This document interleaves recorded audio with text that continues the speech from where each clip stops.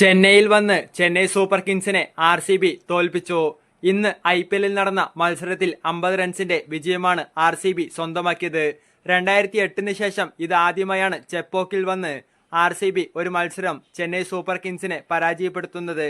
RCB ഉയർത്തിയ 197 എന്ന വിജയലക്ഷ്യം പിന്തുടർന്ന ചെന്നൈക്ക് തുടക്കം മുതൽ തന്നെ ഇന്ന് പാളി. അവർക്ക് ഒരു ഘട്ടത്തിലും റൺ റേറ്റ് ഉയർത്താനായില്ല. രണ്ടാം ഓവറിൽ തന്നെ അവർക്ക് ഓപ്പണറായ ത്രിപാഠിയെയും പിറകെ ക്യാപ്റ്റൻ ഋതുരാജ് ഗൈക്വാദിനെയും നഷ്ടമായി. ഡെക്കിലാണ് ഋതുരാജ് പുറത്തായത്. രച്ചിൻ രവീന്ദ്ര 41 റൺസ് നേടിയെങ്കിലും അദ്ദേഹത്തിന് റൺ റേറ്റ് ഉയർത്താനായില്ല. ദീപക് ഹൂഡ, സാം കരൻ, ശിവൻ ദൂബെ എന്നിവരും ഇന്ന് നിരാശപ്പെടുത്തി. ധോണി 9ാമനായി എത്തിയെങ്കിലും മത്സരം അപ്പോഴേക്ക് ചെന്നൈയുടെ കയ്യിൽ നിന്ന് പോയിരുന്നു.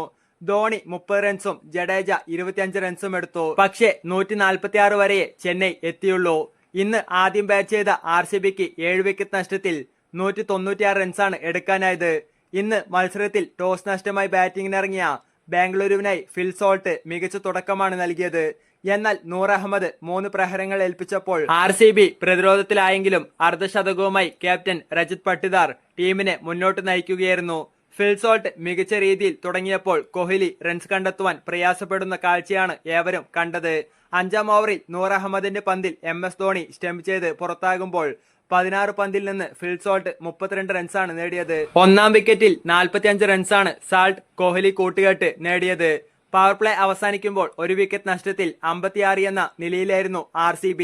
17 പന്തിൽ നിന്ന് 2ാം വിക്കറ്റിൽ 31 റൺസ് ദേവദത്ത് പടിക്കൽ കോഹ്ലി കൂട്ടുകെട്ട് നേടിയപ്പോൾ പ്രധാന സ്കോറിംഗ് നടത്തിയത് പടിക്കലായിരുന്നു.